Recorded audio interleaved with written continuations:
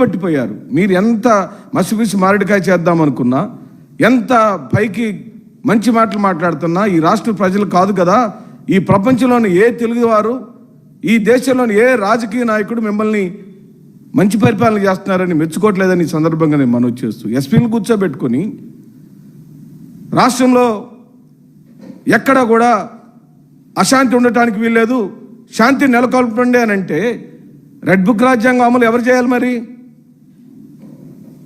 Red book రాజ్యాంగంలో మీరు రాసుకున్న పేర్లు, ఆ పేర్లకు సంబంధించిన ఒక్క ఆధారం లేకపోయినా, ఆయన ఎక్కడ కూడా ఒక్క కేసులో ఇన్వాల్వ్ లేకపోయినా, ఒక సంఘటన జరగకపోయినా, సంఘటనలను సృష్టించేది నువ్వే, లేని ఆధారాలు సృష్టించేది నువ్వే.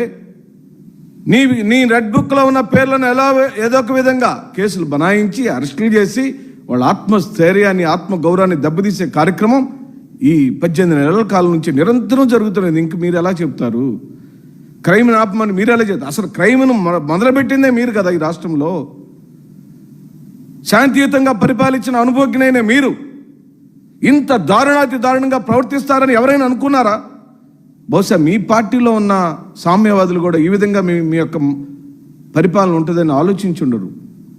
ఎంతో కొంత మీ మెరుగైన పరిపాలన అందిస్తారని ఆశపడి ఉంటారు. కానీ ఆశలన్నీ అల్లకల్లాలం చేసి తప్పుడు కేసులు పెట్టి మానవ హక్కులకు భంగం కలిగించింది మీరు. దళితుల మీద దారుణమైన దాడులు చేసింది మీరు. ఒక కులమని కాదు, ఇతర కులాలని కాదు. నిన్న కృష్ణా జిల్లాలో ఓ ఆర్ఎంపీ డాక్టర్ గారు, ఓ బీసీ సామాజిక వర్గానికి సంబంధించిన అతి పేదవాడు, కేవలం విధానపరమైన అంశాల మీద విమర్శ చేశాడు. ఒక్క మాట జారాడు, పవన్ కళ్యాణ్ గారిని ఒక్క మాట జారాడు, మేము ఒప్పుకుంటున్నాం. మరి పవన్ కళ్యాణ్ గారు చెప్పు తీసి వైఎస్ఆర్ నా కొడకల్లారా రండిరా కొట్టుకుందాం అన్నాడు కదా. పవన్ కళ్యాణ్ చెప్పిలా తీసి వైఎస్ఆర్ నా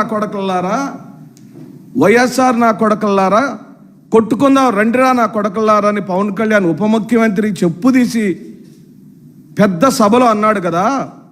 మరి ఇప్పటి వరకు పవన్ కళ్యాణ్ మీద కేసు ఎందుకు పెట్టలేదని అడుగుతున్నాం. ఆ పేదవాడిని అయితే మోకాళ్ళ తండ మీద కూర్చోబెట్టారు, మోకాళ్ళ మీద కూర్చోబెట్టి మీకున్న అధికార జులాన్ని ప్రదర్శించారు. ఆ బీసీ కులస్తులైన ఆ పేదవాడి మీద దారుణంగా కొట్టారు. మరి ఇప్పుడు ఏం చేయాలి? ఇప్పుడు ఉప ముఖ్యమంత్రి గారిని ఏం చేయాలి?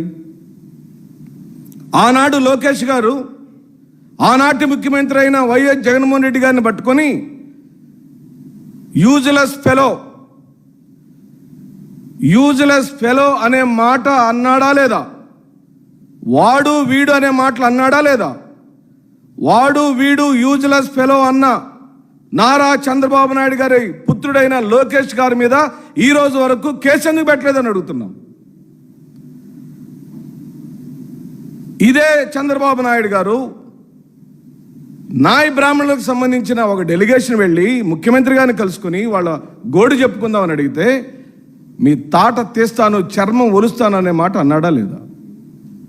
ఇవి అనొచ్చండి? ఇలా మాట్లాడొచ్చా? ఇలా మాట్లాడుతున్న వాళ్ళ మీద మీరెందుకు కేసులు పెట్టలేదు? ఇప్పుడు మీరు సృష్టించిన కేసులు, మీరు రచన చేసుకొని ఒక సెక్షన్ ఆఫ్ పీపుల్, ఒక ఐఏఎస్ని, ఒక ఐపీఎస్ని, ఓ ధనుంజయ రెడ్డిని, ఓఎస్డి కృష్ణమోహన్ రెడ్డిని, చెవిరెడ్డి భాస్కర్ రెడ్డిని, మిథున్ రెడ్డిని, కాకాని గోవర్ధన్ రెడ్డిని, లేళ్ల అప్పిరెడ్డిని, ఒకరా ఇకరా అనేక మంది రాజకీయ నాయకులను, ఐఏఎస్లను, ఐపీఎస్లను దారుణంగా అవమానపరుస్తూ తప్పుడు కేసులు పెట్టి చిత్రహింసలు పెట్టి నువ్వు ఎస్పీలను కూర్చోబెట్టి కేసులు జాగ్రత్తగా పెట్టండి అనంటే నువ్వేం చెప్తున్నట్టు? జాగ్రత్తగా మా ఎమ్మెల్యేలు చెప్పినట్టు ఆ రెడ్ బుక్ రాజ్యాంగాన్ని అమలుపరచమని చెబుతున్నారు మీరు. మాకు నమ్మకం లేదు దొరా చంద్రబాబు నాయుడు గారు, నువ్వంటే మాకు నమ్మకం లేదు దొరా. ఇది సామాన్యుడి యొక్క గోడు. ఈ రాష్ట్రంలోని పేదవాడు, నువ్వు పథకాలు ఇస్తానంటే ఆశపడి నిన్ను ముఖ్యమంత్రిని చేసినవాడు, నువ్వు పూర్తిగా రైతులకు సహాయం చేస్తానంటే నమ్మి ఓట్లేసిన రైతన్న, ఓ నిరుద్యోగి, ఒక పేదింటిలో అక్క చెల్లెళ్ళు, నువ్వు ఇస్తానన్న పథకాలకు ఆశపడిన వాళ్ళు, నువ్వు చేయూతనిస్తానంటే ఆశపడిన నిరుద్యోగులు, నువ్వు 2,000 రూపాయలు నిరుద్యోగ 3,000 రూపాయలు నిరుద్యోగ వృత్తి ఇస్తానంటే ఆశపడిన యువత అన్యాయం అయిపోయి దిక్కుతోచక ఎక్కడెక్కడో చూస్తుంటే ఈ రోజు వరకు లేదండి. ఈ రోజు వరకు లేదు. ఈ రోజు వరకు న్యాయం జరగలేదు. అదే నిన్న మా నాయకుడు అడిగాడు. ఈరోజు మా నాయకుడు అడిగిన ఒక్క ప్రశ్నకు సమాధానం చేసే దమ్ముందా? ఒక్క ప్రశ్నకు వైఎస్ జగన్మోహన్ రెడ్డి లేవనెత్తిన సహేతుకమైన నువ్వు చెప్పిన ప్రామిసులలో, నువ్వు చెప్పిన హామీలలో ఒక్క హామీని కూడా నువ్వు నెరవేర్చలేదని, సంపూర్ణంగా చేయలేదని సవాల్ చేశాడు కదా. ఒక్కరంటే ఒక్కరైనా స్పందించారా? మెడికల్ కాలేజీలను కట్టించడం మొదలుపెట్టింది ఎప్పుడు? మా హయాంలో ఎన్ని నెలలు కట్టడం జరిగింది? మీరు చాలా మంచి పని చేశారు అనిత గారు. చక్కగా వీడియో వేసి స్థల కేటాయింపులు జరిగాయని చెప్పారు, పునాదులు వేసామని చెప్పారు, చక్కగా ఐరన్ అక్కడే ఉందని చెప్పారు, స్థలం అక్కడే ఉందని చెప్పారు, అక్కడ ఒక కళాశాల ఉందని చెప్పారు. మీకు ధన్యవాదాలు. చాలామంది మీ వాళ్ళు కళాకారులు అక్కడికి వెళ్ళి కన్స్ట్రక్షన్లో పునాదుల దగ్గర ఉన్న పునాదుల దగ్గర నిలబడి ఇదే వైద్య కళాశాల అని పులివెందులకు వెళ్ళి చూపించే మగాళ్ళకి ఆ పక్కనే కట్టిన హాస్పిటల్ చూపించే దమ్ము ధైర్యం ఉందా అని అడుగుతున్నాం. మీకు లేదు. ఇలా డైవర్షన్ పాలిటిక్స్ నువ్వు కుదేలు చేసావు. ఏ రంగాలు కుదేలు చేసావు? పీపీపీ పద్ధతిలోకి తెస్తాడట. PPP, private public partnership. ఒప్పుకుందామండి. పారిశ్రామిక రంగంలో ప్రైవేటీకరించాలి అనే అంశాన్ని నువ్వు ఒప్పుకుంటున్నావు. ఇప్పుడు కేంద్ర ప్రభుత్వం చేస్తున్న విశాఖ ఉక్కుని పారిశ్రామిక రంగాన్ని వాళ్ళ చేతులకు పంపించడానికి, ప్రైవేట్ రంగం చేతులకు పోవడానికి నీకు ఇష్టమేనా? చంద్రబాబు నాయుడు గారు, పవన్ కళ్యాణ్ గారు, మీరు చెప్పండి మాకు. ఈరోజు విద్యారంగాన్ని పూర్తిగా నిర్లక్ష్యం చేసి నారాయణ చైతన్య కాలేజీలో ఉండాలి, జగన్మోహన్ రెడ్డి గారు తీసుకొచ్చిన నాడు నేడు కార్యక్రమం అర్ధాంతరంగా ఆపేసి ఆ పల్లెటూర్లలో ఎస్సీలు, ఎస్టీలు, బీసీలు, మైనార్టీలు అత్యధిక మంది, కమ్మవారిలో పేదవారు, రెడ్డిల్లో పేదవాళ్ళు, బ్రాహ్మణుల పేదవాళ్ళు, క్షత్రియుల్లో పేదవాళ్ళు చదువుకునే ఆ మారుమూల పల్లెల్లోని నాడు నేడు పేరుతో స్కూళ్ళ భవనాలను కలుగుతున్న కార్యక్రమాలన్నిటిని ఆపేయటం ఇదేనా మీ పద్ధతి అని అడుగుతున్నాం. వైద్య కళాశాలను పూర్తిగా ధ్వంసం చేసేసాం. ఎవరు వెళ్తారు ఆ వైద్య కళాశాల కంటే? మేమే వెళ్తాం. మేమంటే పేదవాళ్ళు.